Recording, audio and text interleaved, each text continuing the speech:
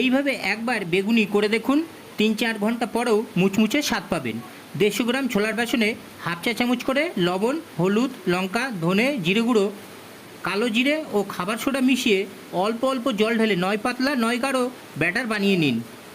ধোয়া সরু ফালি করে বেগুন কেটে ব্যাটারে ডুবিয়ে হাই ফ্লেমে সাদা সয়াবিন তেল গরম করে মিডিয়াম ফ্লেমে উল্টে পাল্টে লালচে করে ভেজে নিন। নামিয়ে তেল ঝরিয়ে বিট লবণ ছড়িয়ে সার্ভ করুন।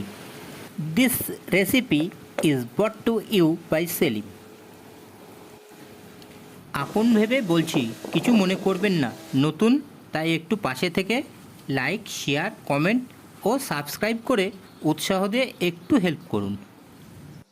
যে কোনো ধরনের রেসিপি যা আপনাদের জানতে ইচ্ছা করে কমেন্টসে জানান, আমি চেষ্টা করব আপনাদের সামনে উপস্থাপন করতে।